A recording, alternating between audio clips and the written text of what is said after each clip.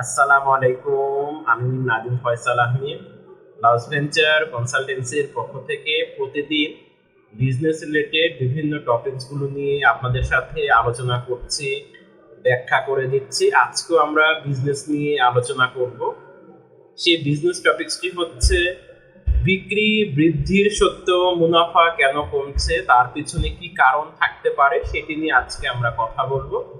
প্রতিদিন আমি business related বিভিন্ন টপিকসগুলো নিয়ে আপনাদের সামনে আমরা আলোচনা করে থাকি। সেগুলো আমাদের ইউটিউব চ্যানেল লস ভেঞ্চার, সেখানেও দেয়া থাকে। আপনারা আমাদের ইউটিউব চ্যানেল থেকেও আমাদের এই আলোচনাটা উপভোগ করতে পারবেন। এছাড়া আমাদের স্ক্রিনে যে লস ভেঞ্চার কনসালটেন্সির নাম্বার দেয়া থাকবে, আপনারা যদি বিজনেস রিলেটেড কোনো ধরনের কনসালটেন্সি পেতে চান, অনলাইন অফলাইন উভয় কনসালটেন্সি আপনারা নিতে পারবেন। আমরা এখন দেখছি বিজনেস অনেক বেড়েছে, সকলেই বিজনেস করার চিন্তা করছি বা করছি। আবার এটিও সত্য, অনেক বিজনেস কিন্তু হারিয়েও যাচ্ছে। সেটি বিভিন্ন কারণে হতে পারে যে কেন বিজনেসগুলো বন্ধ হয়ে যায় বা কেন বিজনেসগুলো বন্ধ হয়ে যেতে পারে। সেই বিষয়গুলো নিয়েও আমাদের লস ভেঞ্চার কনসালটেন্সি ইউটিউব চ্যানেলে দেয়া আছে, সেখান থেকে আপনারা বিস্তারিত দেখে নিতে পারবেন। আজকের এই আলোচনাটা আমরা এই জন্য করছি যে আমরা দেখেছি যে একটি কোম্পানির বিক্রি বৃদ্ধির সত্ত্বেও তার মুনাফা কমেছে। কেন কমতে পারে সেটি নিয়ে আমাদের আইডিয়া বা আমাদের পার্সপেক্টিভ থেকে যে কেন এটি কমবে বা কেন এটি কমার একটি লজিক থাকতে পারে বা কি কি লজিকগুলো কাজ করতে পারে সেটি নিয়ে আমাদের আজকের এই আয়োজন। আমরা বিজনেস করে থাকি, যে আমরা বিজনেস করব কেন, যদি এক কথায় বলে থাকি যে আমরা আসলে সেখান থেকে কিছু প্রফিট পাবো, যে প্রফিটটা ধীরে ধীরে বাড়বে সামনের বছর, এবং সেইভাবে আমাদের এই বিজনেসটি করা। আমরা সকলেই কাস্টমারদের একটি প্রবলেম সলভ করার জন্য আমরা একটি বিজনেস দাঁড় করাই, সেখান থেকে আমরা প্রফিট পাই, সেই প্রফিটটা দিয়ে ধীরে ধীরে বিজনেসটা সামনের দিকে এগিয়ে যেতে থাকে। কিন্তু বিক্রি বৃদ্ধির সত্ত্বেও দেখা গেছে যে তার মুনাফা বা প্রফিট কমে গিয়েছে। কি কি লজিক থাকতে পারে? নাম্বার ওয়ান, উৎপাদন খরচ হয়তো বেড়ে গিয়েছে। অর্থাৎ আগে যা তার যে উৎপাদন খরচ ছিল, যে উৎপাদন খরচে সে বিজনেসটা পরিচালনা করতে পারতো বা যে উৎপাদন খরচে সে বিজনেসটাকে সামনের দিকে এগিয়ে নিয়ে যেতে পারতো, সেটি হয়তো এখন আর পারছে না।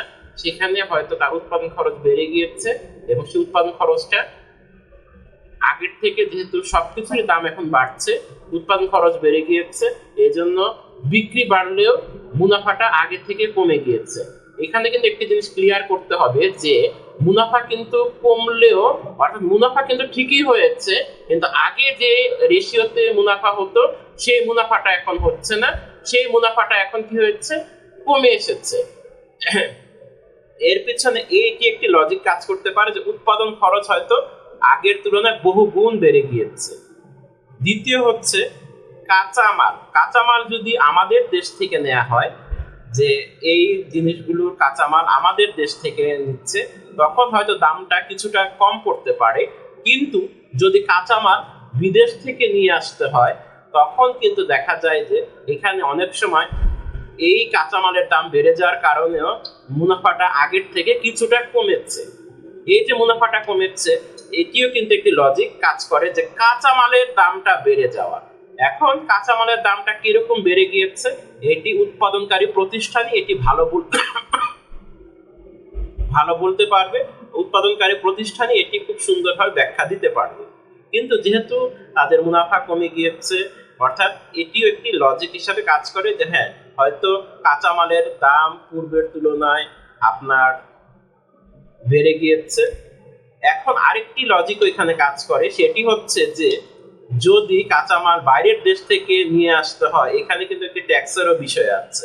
অর্থাৎ ট্যাক্স যদি আগের থেকে বেড়ে যায়, আগে যে ট্যাক্সটা দিতে হতো বাইরে থেকে কাঁচামাল নিয়ে আসতে হলে, সেটি হয়তো যদি এবার আরো বেড়ে যায়, তখন দেখা যায় যে মুনাফা হচ্ছে, তবে আগের তুলনায় কিছুটা কমে এসেছে। এই যে মুনাফা আগের তুলনায় কিছুটা কমে এসেছে, এটিও কিন্তু একটি কারণ হিসেবে কাজ করে যে হয়তো ট্যাক্স পূর্বের তুলনায় বেড়ে গিয়েছে, বা আগে যে ট্যাক্স দিতে হতো এখন হয়তো তার চেয়ে বেশি ট্যাক্স দিতে হচ্ছে। আরেকটি হচ্ছে প্যাকেজিং খরচ। অর্থাৎ প্যাকেজিং খরচটা দেখা যায় যে অনেক সময় বেড়ে যায়, কারণ একটি প্যাকেজিং খরচ, এখানে অনেক কিছু ইনভলভমেন্ট আছে। আপনি একটি প্রোডাক্ট যখন প্যাকেজিং করবেন সেখানে প্লাস্টিকের একটি দাম থাকতে পারে, সেখানে আপনার লেবার খরচ আছে একটি, যদি লেবার খরচ পূর্বের তুলনায় বেড়ে যায় বা লেবার খরচ পূর্বের তুলনায় অনেক হয়ে যায়, তখন দেখা যায় যে এখানে মুনাফার রেটটা কমে আসে। এই যে মুনাফা রেটটা যে কমে যায়, এই যে মুনাফা রেটটা যে কমে আসে, এটি একটি কারণ হিসেবে কাজ করে যে প্যাকেজিং খরচ অর্থাৎ প্লাস্টিকের দাম বেশি, তারপরে হয়তো লেবার খরচ পূর্বের তুলনায় বেশি, তারপর আরেকটি হচ্ছে আপনার এখানে যে প্লাস্টিকটা যে বাইরে থেকে আনা লাগে তাহলে সেখানেও একটি কস্টিং চলে যায়। তারপরে হয়তো আপনার এখানে একটি ইলেকট্রিসিটির বিষয় আছে, যদি ইলেকট্রিসিটি কস্টটা পূর্বের তুলনায় বেড়ে যায় তখনও দেখা যায় যে মুনাফাটা কমে আসে।